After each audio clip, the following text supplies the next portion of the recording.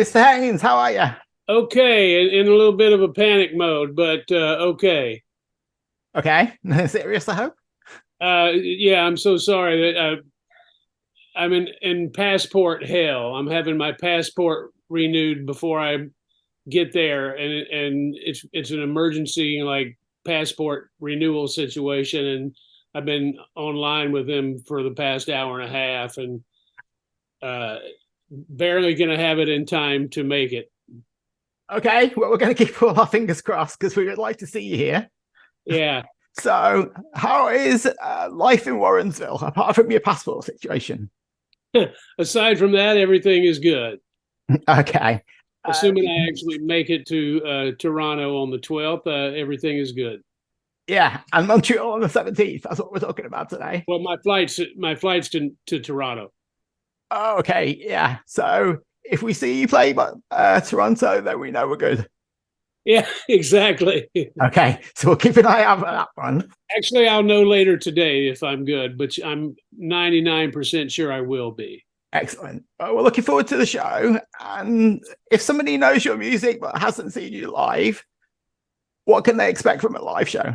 Well, every set that we do is different. We play a different song list every night, and since we haven't been to Canada in quite some time, we'll probably just cover a little bit of everything, go through each part of our career, but a lot of stuff from the new record as well.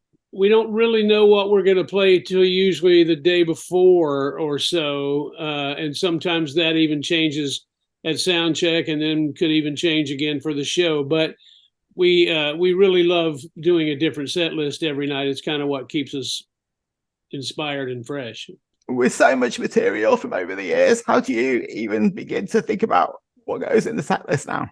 It's really normally we would base it on what we played the previous time in a certain city and just make sure that everything is different. But with COVID and lockdown and the fact that we haven't been to a lot of these places in a long time, it's kind of like a clean slate at this point.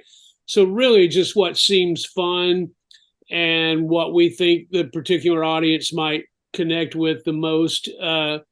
It really starts with feeling good about it ourselves. And do the songs change much when you play them live? I'm kind of guessing they do. Yeah, a lot of them do. Some of the shorter songs stay relatively the same, but there's quite a few that are open territory and can go different places from night to night. And that's one of the things that we enjoy too, is reinterpreting the songs on a continual sort of basis. How long do you normally play for in a typical night? We usually do 2.5 hours, Okay. and if there's no opener, we do two sets and take a break in the middle. But for these shows with Big Sugar, we will probably just do one long set. What makes a perfect concert for you? Well, you can usually tell in the first few minutes if it's going to be a great night. Something just clicks right off the bat. I'm sure a lot of it has to do with the energy from the audience, which kind of propels us to heights that we're not really capable of in an empty room. But some nights just click from the very beginning. It can be inspired by the sound of the room and the sound of the stage. More often than not, I think just intangible, that unexplainable thing that happens. If I feel like I'm breaking some new ground and experimenting and it's all working, then that usually helps. If my voice feels particularly good, that usually helps. But it's probably most important that the band chemistry connect, and that usually happens as I mentioned right from the start. If you go out and you don't feel that, if it's not quite right, Do you have anything that you do to get it back? Panic. No, usually if that's happening, maybe I'll call an audible in the set list and play something that's not intended to be played. That is an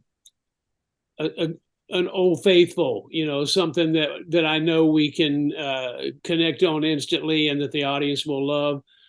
But we try to live by the hope that our worst nights are still good, and our best nights hopefully are great. We're harder on ourselves, I think, than the audience is. One game we like to play here is Fantasy Rock Band. It's kind of like fantasy football, but you get to pick like a vocalist, a guitarist, a bass player, a drummer, anybody else you want. Dead or alive, who would you play in your fantasy rock band? I guess Jimi Hendrix on guitar, Jaco Pastorius on bass. Drums would be tough because if it was rock and roll, I would love John Bonham, but I would also love Tony Williams. I think as a vocalist, I'd probably go with Otis Redding. That'd be a nice band. Yeah, it'd be a pretty amazing band. Keyboards, I don't know, maybe Jimmy Smith, and I could just sit back and watch. You've had a pretty long and fruitful career. What are the moments that you would tell your grandkids about? Joining the Allman Brothers was such a huge moment for me, and it opened so many doors. So getting the call to be part of the Allman Brothers band was an enormous thing. Playing Woodstock in '94 with the Allman Brothers was great. The induction into the Rock and Roll Hall of Fame with the Allman Brothers. The few Grammys that we've won, I used to not really care much about those sort of things, but I realized when the time came that even though I don't put much stock in awards and those kind of preferences, it's nice to be acknowledged for all the hard work and dedication. Playing on stage with Bob Dylan was quite a thrill for me, and there's been a lot. I can say that I've been so fortunate to have had a lot of those moments. Next year is going to be the 30th anniversary of Gov't Mule. Yes. Have you thought about that? Is it something you'll celebrate? Well, I think we're going to be combing the archives and hopefully releasing some unreleased music from the first few albums, and maybe some live product with Alan Woody and the original trio. And as far as the touring philosophy, I'm sure we'll figure out some ways of making the shows special in a way that honors where the band started, concentrating on a lot of the original set list for the first few years. But it'll be really fun to just kind of explore that as we go along. I've already started listening to stuff that's in the can from the original first few record recordings, and there's some great stuff there that I'm excited to kind of pull out after all these years. Our first shows were in '94. Our first record was '95. And considering the fact that we didn't think of ourselves as a real band, we thought of ourselves as a side project at that point. We never thought about making a second record or doing a second tour. We just kind of went 1 foot at a time, one step at a time. And now we've done 12 studio records and countless live recordings. In some ways it's flown by, and in other ways it feels like 100 years, but I guess that's what happens. What does success mean for you in 2023? I think for me, success has always been defined by doing what you love and getting away with it. You know, the fact that we've been able to build an audience around our musical concept, our musical philosophy, which is please yourself first, make the music that you love, and let's see who comes along. You know, we've never made decisions based on what we thought would make us more successful or more radio friendly or more media driven. We've always just done what felt right. And the fact that we're still here is quite amazing to me. I don't know that I would give that advice to a young musician or artist, but for me, it's worked out that we've been able to do things the way we want to do them. And I can say that if you make that commitment and follow through on it, and it works out, then that's the most gratifying version of success, you know, much more so than having a hit record that you didn't really like and a 5 or 10 year career and then nothing to do, you know. What advice would you give? As harsh as it might seem, the advice that I've given has always been, if you think you're going to do this for the rest of your life, then pursue it passionately and 110%. But if you don't know, then just pursue music as a hobby and don't put the pressure on yourself of making a living through music, because it's not an easy thing. Regardless of how talented or how driven or how committed you are, there's no guarantees that it will work out.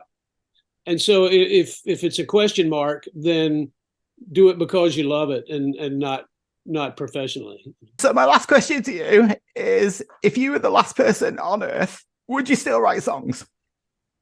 Yes. That's a no-brainer for me. I've written more songs that nobody's ever heard than I have songs that people have heard. It's training, it's research, it's education, it's a way of getting better at your craft. You know, I think most songwriters throw away more songs than they keep. Now, I'm saying that I have no way of knowing for sure, but that's my gut reaction. Well, long may you continue. And we look forward to seeing you in Montreal. Fingers crossed if the passport comes through. Well, I'm pretty sure it's going to be fine. I'll know in a few hours. And yeah, we're excited to be back too. It's been too long. So thank you very much for your time. It's been a pleasure talking to you in my rusky voice. My pleasure. Hope you feel better. Does it hurt or is it just? It doesn't hurt at all. It's just straining. I don't know why. Yeah. So anyway. Well, heal up and hopefully I'll see you at the show.